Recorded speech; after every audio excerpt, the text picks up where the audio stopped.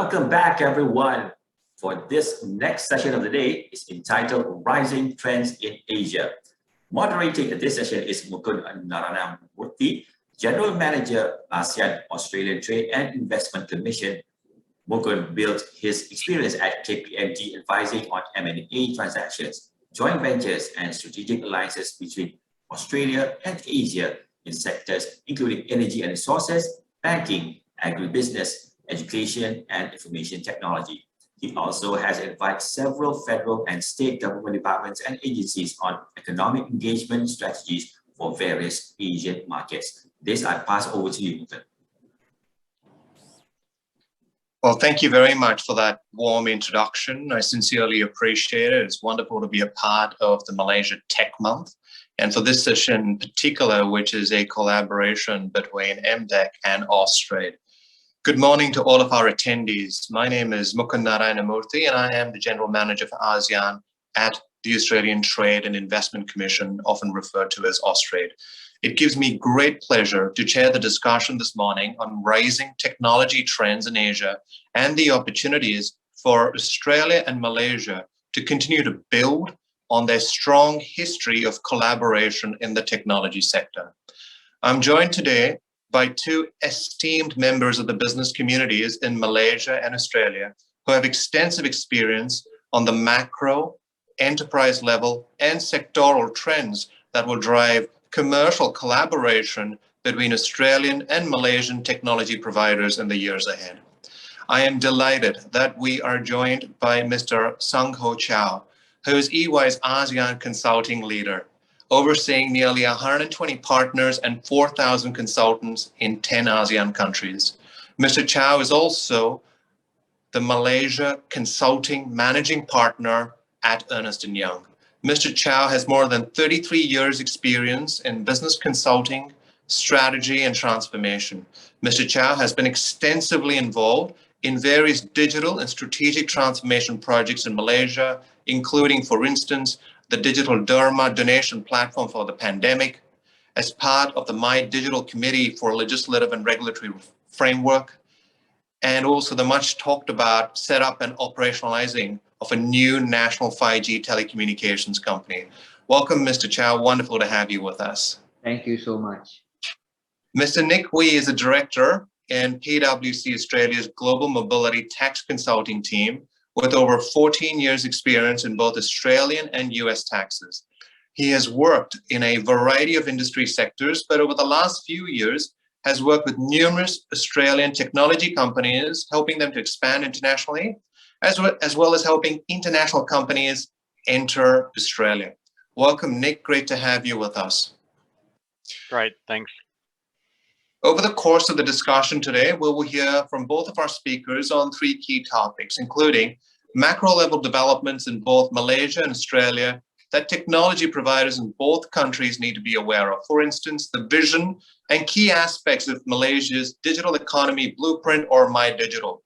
And in Australia, we have recently seen the establishment of an independent tech council to secure the potential in the Australian tech sector and grow its contribution to the economy. What does this mean, not just for Australian tech companies, but Malaysian tech companies looking at Australian customers? Second, we will assess the progress made in specific areas such as IoT, AI, cybersecurity, health tech, analytics, and blockchain in Malaysia, and what Australian companies can take away as opportunities from this progress.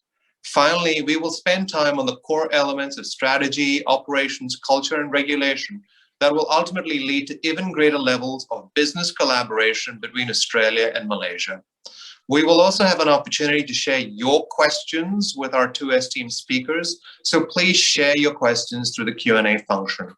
Mr. Chow, I'd now like to invite you to share some of your high-level reflections on My Digital, which has an ambitious agenda to really make Malaysia a net exporter of technology services over the next 5 years. What should Australian technology companies know about My Digital? Thank you so much, Mukund. Good morning to you, and also to Hasrol. Thank you for the opening just now. And Nick, good day to you. My Digital Blueprint was launched in February by the Prime Minister, and I was very excited. The reason for this, as I look after ASEAN, consulting in ASEAN, And every time I travel, I come back to the country, I felt we are not pulling it together as a country. So this blueprint is a very good manifestation of the plans and the thinking of the country, Mukund. And it's very useful and helpful for anyone coming to Malaysia to understand the direction. And we like blueprints because blueprints kind of pull the entire organization, the whole country together. So if you don't mind me just reflecting on some of the key points, right? You're right. I think the vision for the blueprint is both external, which is a regional positioning in ASEAN, but also very importantly, a positioning for the country. It's about social development, it's about economic development in the country, and also inclusiveness. So the target or the goal set in the blueprint, Makan, includes, for example, creating 500,000 jobs here, right? Raising the poverty level, addressing productivity of organizations, building unicorns, and of course, improving public sector service. So it's very inclusive. And so let me explain further so that then we can tackle the second part of your questions. How can Australian companies capitalize on this? There are 6 strategic trusts, and they are actually encompassing the whole nation. So starting with digital government. So that's really to improve our public service using digital. And the one who drives this is none other than our Chief Secretary of the nation. Second pillar is on infrastructure.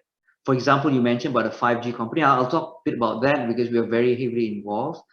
Besides that, it's also driving data sharing policy within the government. So that's the second pillar, right? The third pillar is about human resources. So that's about development of the skills and the required workforce to meet that challenge. The fourth one is around the economy itself. So that's driven by our Ministry of International Trade. Fifth, not forgetting the inclusiveness of the society. So the Ministry of Welfare and Women heads that. And last but not least, the security and enablement of the government services. So those are the 6 pillars.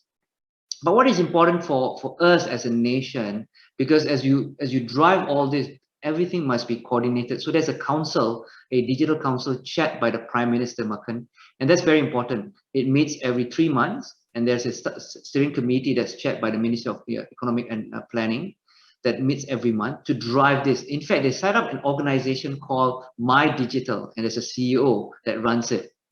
But what's also to me very, very encouraging is the council itself has got both public sector and private sector members, because that's very important. I think one of the discussion points was how do we leverage off the private sector knowledge, innovation and creativity and technology in this.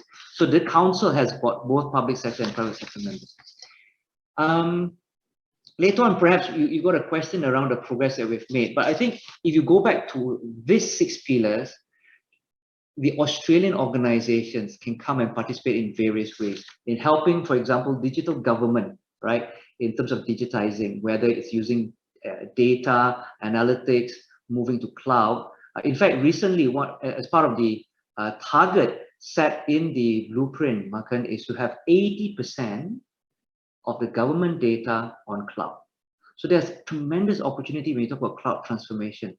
So in each of these pillars or strategic trusts that I mentioned, there are activities that's ongoing, and later on I'll speak about those activities, so that then the Australian organizations can come in either to partner with Malaysian companies to provide the services, or perhaps provide the assets or intellectual property to help drive that. For example, smart city. Right, that's a very important initiative that's taken up by the Kuala Lumpur City Council. So, for example, those are the various opportunities that I can describe later on your second question. So, hopefully, that kind of simplify a very detailed and very thoughtful blueprint, Mukund.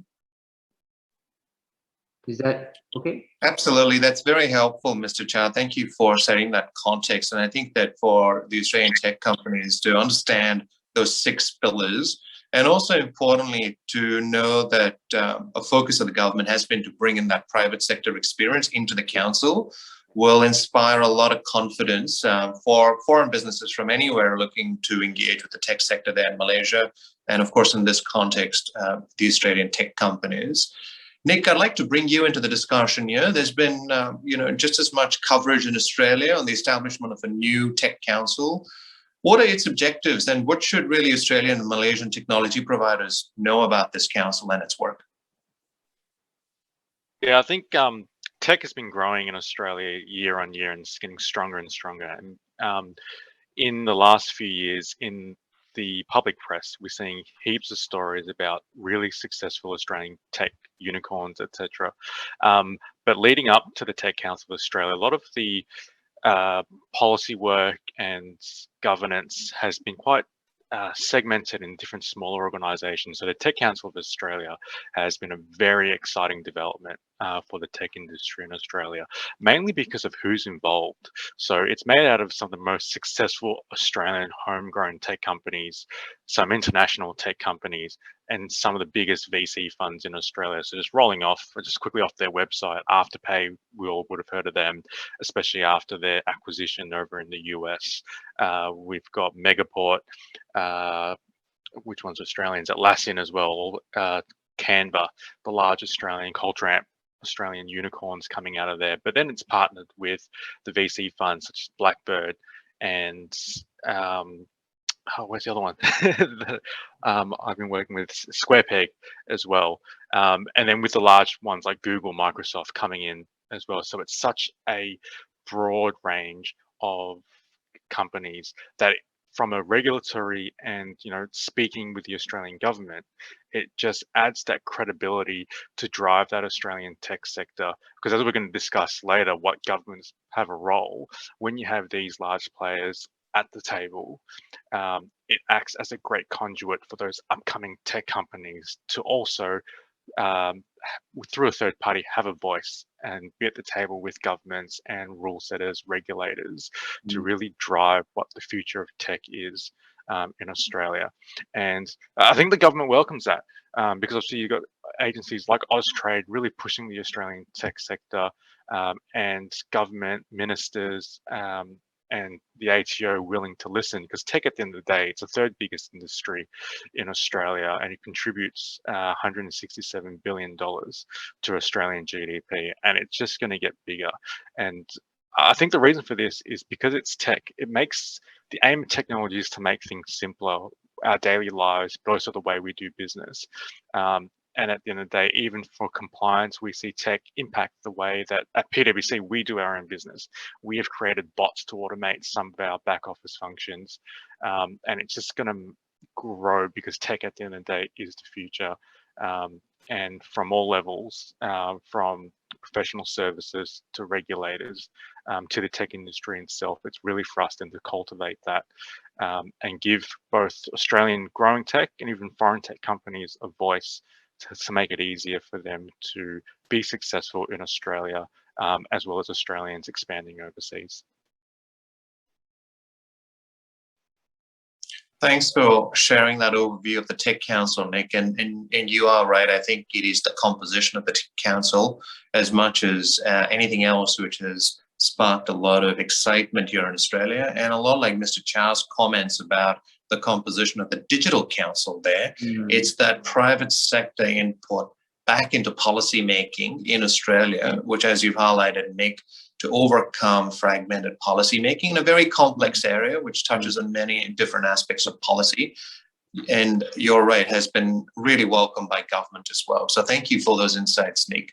Mr. Chow, I'd like to bring you back into the discussion and really now start to hear your views on some of the major sectoral and application trends that you're seeing. So keen to hear from you on the progress that's been made in specific areas such as IoT, AI, cybersecurity, health tech, analytics, and blockchain in Malaysia. These are some of the areas that we hear a lot about in terms of the opportunities in Malaysia. And so what can Australian companies really take away as the opportunities from the progress made in these very specific areas? Right. I think prior to that, if you don't mind, I just want to talk about some of the developments, just to link between the My Digital Blueprint to your question, because to reach that part of the IoT and AI and application in various sectors, a couple of things needs to be done, right? For example, the 5G initiative. So the government recognized when they launched the blueprint, we were kind of behind in 5G. So immediately they set up a company. We are working with them to establish that. And very quickly, the target is to launch that 5G services by end of this year. right, in a concentrated area, Kuala Lumpur, Putrajaya, and Cyberjaya. A lot of I reach out to our global telco experts to come in and assist, and they say, Chow, this is crazy timeline, but we're on track. We're on track. So that shows the commitment of the government to push through that. At the same time, the MCMC, the Malaysian Communication and Multimedia Commission, has already set end of this year the deadline to sunset 3G so that the telcos can focus on 4G.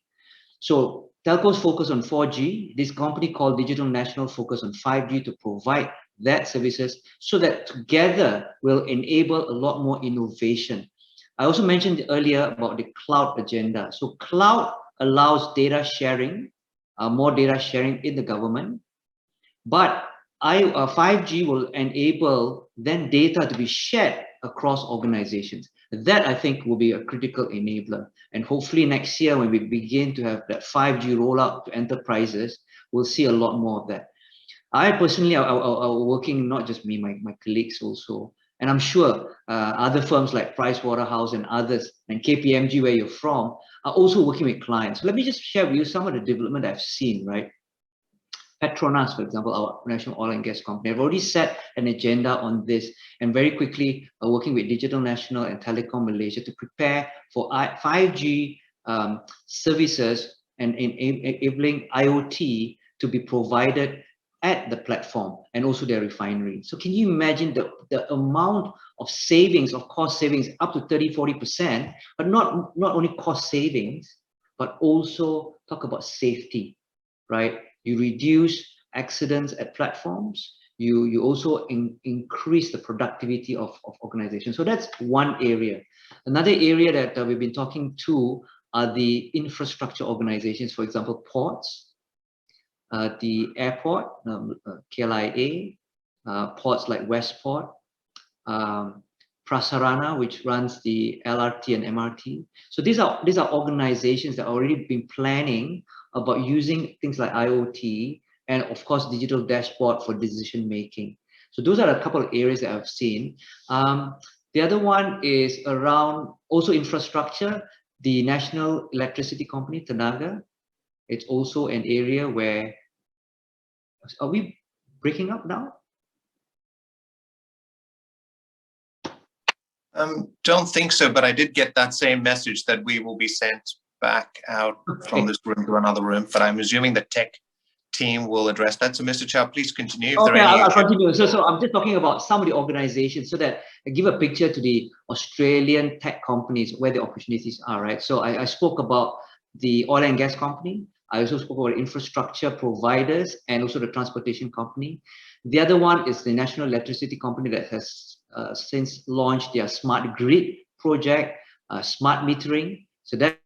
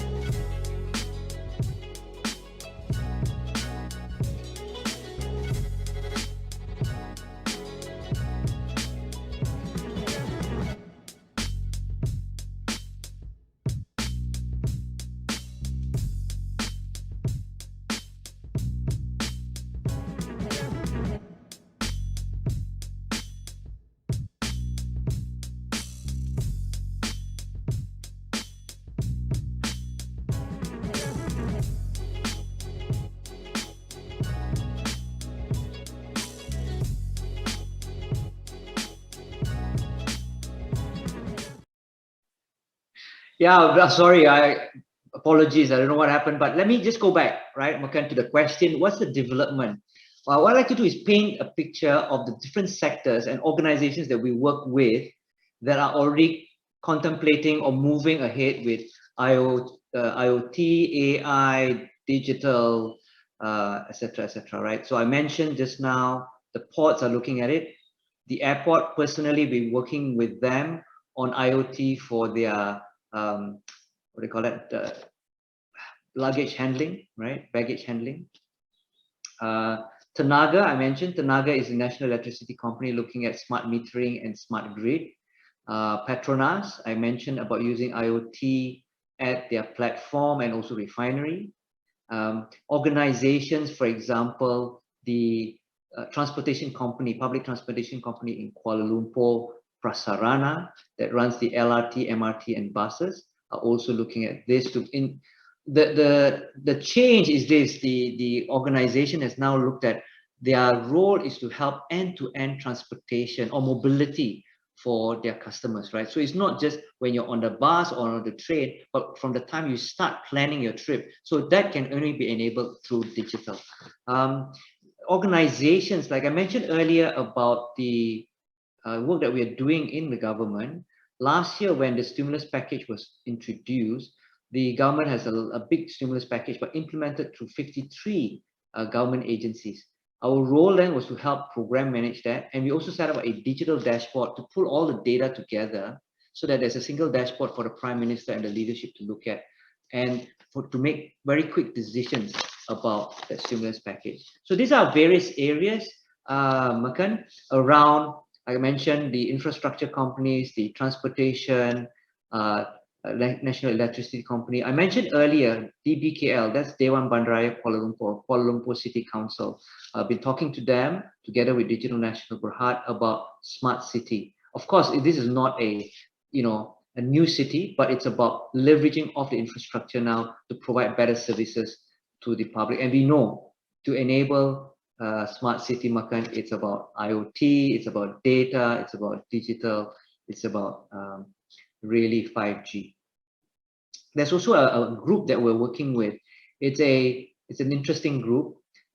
In property, they also have hospital, mall, university within their locality, and they're looking at 5G, enabling all this to be connected using IoT, AI, etc., etc. There's another organization that we work with, is a plantation company, one of the largest plantation company in the world, looking at blockchain so that there's traceability, Mukund, from the products that's developed in Europe right to the tree where the palm oil is generated or planted.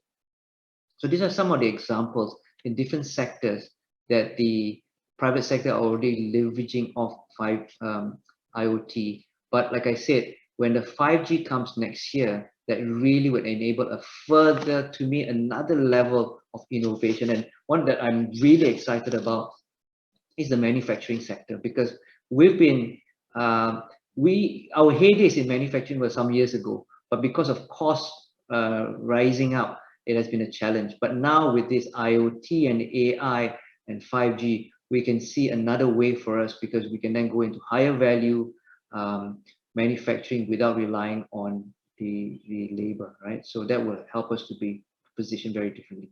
Now, again, if I'm an Australian company, a tech company with solutions in these different areas, or it could be an Australian organization, tech organization that has got training modules to help Malaysians embrace this new technology.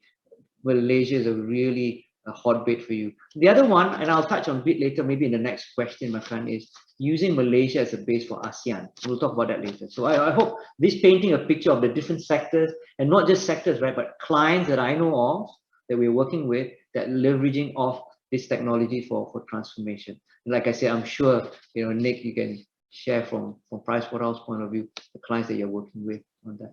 I hope that helps, Mukund, for the Australian. It does. Yeah. It does. And I really appreciated the application of the technologies to specific sectors, and infrastructure, transport, and telecommunications were very powerful sectors to use as examples, and of course, government, the public sector as well, as you've highlighted. That's a really good segue, actually, Mr. Chow, into the third segment of the discussion, which is all about strategy, operations, culture, and regulation. And I'm keen to hear your views, Mr. Chow, on really foreign companies and investors sometimes seem to see ASEAN as one large homogeneous bloc. In relation to tech investment, what are some major differences between the major ASEAN countries, and really what attracts foreign tech companies to expand here in Malaysia? Yeah, I think on one hand, we should look at ASEAN as a bloc, and then if you look at that, the population size, the market is much bigger, right? So I was reading somewhere with the fourth largest internet market in the world, if you bring the whole market together. So if you want to talk about marketing, then you should focus as ASEAN as one whole. But then if you want to land and expand your business, you have to pick the right place with the right infrastructure ecosystem and the right, I would say, the enablers around where you're focusing on. And that's where different countries are focusing on different matters, right? Singapore, being a hub, is more focused around the latest and fastest technology. Indonesia is focused on unicorn. Malaysia is focused on several areas like Islamic financing, content. That's where MDAC has done very well, the content services. Global business services, that's talking about shared service. MDAC has done very well, and we've got a lot of companies here in Kuala Lumpur, whether it's Halliburton or stuff like that, that's got relocated to Malaysia for that. The other one I mentioned is the high value manufacturing, because Malaysia has also, with the MyDigital, has launched the fourth IR policy, which enables and again encourage manufacturing sectors to develop that. And one but not least is the development of the country around cybersecurity. And with that, there's a great opportunity for us to position ourselves as a global technology test bed. So that's positioning of different countries. So if I'm an Australian tech company, I first must treat ASEAN as one market, because then your decision making is different rather than treating each market differently. But if you want to land and expand, then I would pick the market that's most relevant to the businesses that I want to expand on. If you don't mind, just a bit of promotion of Malaysia. I'm a Malaysian. We speak English. I think we adapt to culture very easily because of the multicultural nature of our country. And if you don't mind me saying, right, there are challenges in the country, and because of the challenges, we don't run as smoothly as some other countries. We are creative in trying to solve the solution. So there's more entrepreneurism in this country. So there's uniqueness in each country, and being a Malaysian, there's uniqueness of Malaysia. I would treat ASEAN as one market, but I would adopt a different strategy in different country if I want to land and expand. Hope I help with that. Yeah, I think I might jump in on the back of that as well, because I think there is a massive opportunity for ASEAN to really try to advertise to the Australian businesses to actually get in and really look at ASEAN as that one market and really get their products, not actually land necessarily in ASEAN. Obviously, there's a whole, in my background, there's a whole lot of compliance and regulatory requirements to physically land, but as a market, it's a massive market to go into. And I think from the Australian tech headspace, there needs to be a bigger push from ASEAN into the Australian tech, and sessions like this is amazing for that, because a lot of the companies that I work for, when we look and when we speak to them and advise them on where you're expanding to, where is your next location, where do you want to get boots on the ground, because it's our business, we help with the visas, help with the tax, help get those people in their new markets where they want to grow their business. And I would say 95% of the time when we speak to those businesses, they're looking at the Americas or the EU.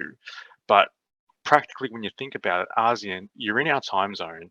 You're just as close to us as what we always call our nearest neighbor, New Zealand. And we've always had a great, I think, business aside, we've always had a great love affair with Southeast Asia. I'm Malaysian as well. I was born in Malacca. So maybe, again, I'm biased at the same time. But heaps of my Australian friends, travel. They love traveling to KL, love traveling Petaling Street, do your shopping in KL, the food in Penang. Australians love to do that. Even then, looking at Bali and other Southeast Asian countries, and culturally, we've got heaps of international students pre-COVID from Malaysia. So there is an Australian love affair at a non-business level. And I think there's really an opportunity to really increase this relationship at the business level. And it is a massive opportunity for Australian tech and businesses to look at the ASEAN market. Thanks, Nick. Excellent point, Nick. And thank you for really highlighting the importance to really raise the awareness amongst the Australian tech community to also look at Southeast Asia, in addition to, of course, the very strong and mature markets in the US and in Europe. But certainly, as we've heard from Mr. Chow and yourself, there are a number of opportunities that Australian companies should be looking to pursue in Malaysia and ASEAN. Nick, I'm also keen to hear your views on key policy and regulatory barriers that could potentially impact upon Australian and Malaysian tech companies working together. And perhaps we can focus on one area of perhaps talent mobility, which I know is an area of expertise, and you've done a lot of work in this area. And this is also a very significant area in both countries in the current environment because of the pandemic, where we've not been able to see the usual flows of talent. What do you think governments in both countries could potentially do to spur really talent mobility between Australia and ASEAN, Australia and Malaysia? Yeah, so I think what we've seen over the years is that I think regulation just hasn't caught up, or tech is moving faster than the regulation has been able to move. And one clear example is, from an Australian perspective, is Uber. And we saw a number of high-profile cases where Uber was fighting the Australian courts on whether it was legal for them to operate in Australia without a taxi license. That's just probably the most front of mind example of how technology is just faster than what regulation can do. And obviously the establishment of a tech council helps that, because then we can share with government, or the tech companies can share with government in a very short space of time what new tech is coming out into the market and how they can react to that new tech. But bringing closer to home, the challenges that we see, especially in mobility with businesses and tech businesses, particularly trying to go global. An example from maybe a pre-COVID scenario from an Australian perspective is that business travel has always been a sort of massive focus area with a lot of companies with a head in the sand, only because it's been too hard. If you're sending or trying to hire or bring people in from overseas to Australia, especially with the demand for talent as it is from the tech engineering and dev side of things, if you bring someone into Australia, they're not from a tax treaty country. Technically, they're taxable in Australia from day one. If they're being paid from their home country, there needs to be a payroll in Australia. You need to fund superannuation, and they're just coming in and out. A lot of businesses have their head in the sand, but from a technical perspective, they still need to file tax returns and do all the compliance. And one of the challenges we saw that we historically have worked with the Australian Tax Office on is that, well, these businesses, especially the large ones, want to do the right thing. They know all these people, they want to pay the tax, but because they're out of Australia, they couldn't get their tax file numbers or ID numbers to pay the tax. So it was a massive disconnect, people wanting to do the right thing, but the administration made it extremely difficult to do the right thing. So that's an example of where regulators, lawmakers need to look at practically. Businesses want to do the right thing, and how do we make it easy for them to do the right thing? And the digital first mentality now the Australian Tax Office and other agencies are going through is a step in that right direction. And maybe something a little bit more practical, closer to where we are in the COVID and moving towards the post-COVID world, is the requirement to work from home has really brought to light the issues of remote workers. Whether you are a foreign company that has Australian staff remote working in Australia, or vice versa, Australian businesses have Australians working remotely in a foreign country.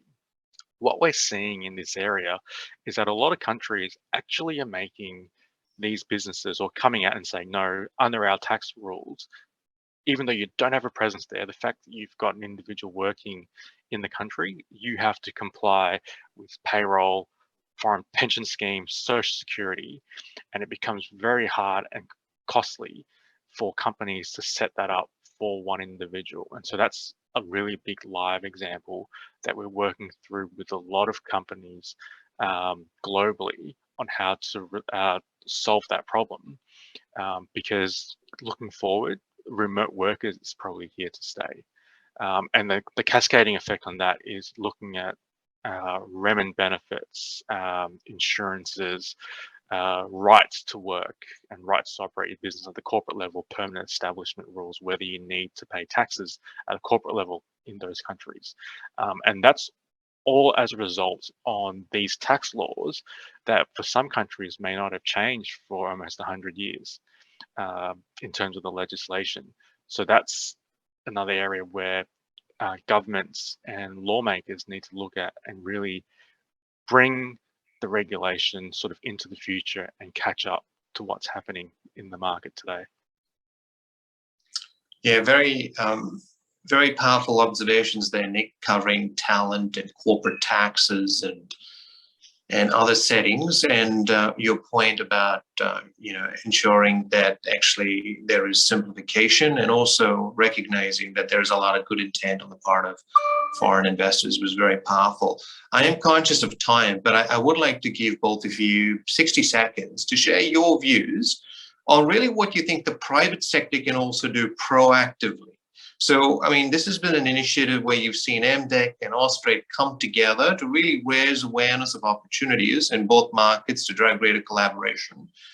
What role do you think the private sector can also play proactively to fundamentally, bring about a step change in the level of tech sector collaboration between Malaysia and Australia? If you don't mind, I'll go first. I think the key one is mindset change, right? I think the blueprint and whatever the government is doing and what we're doing is to help change the mindset of Malaysians that they must adapt to this. So if there's anything that we can help in terms of private sector, it's not about good to have engagement sessions like this, right? Because it kind of help the connectivity. But I think the next step is to showcase, if there are good cases using videotapes, using conversations, not just PowerPoint slide, but really how the particular tool or asset that the Australian tech company has done or created change lives, change businesses by sector, by different category. Then the Malaysian and ASEAN crowd will open their eyes and say, wow, this is the way to do it. And it helps all sides, right? Because I think what's limiting this is not, to me, legislation or not. That one can be overcome. Let me just, if you don't mind, there was a committee set up by the council, the My Digital Council, 3 months work. We helped to be the secretary. In 3 months, we addressed the major issues in legislation.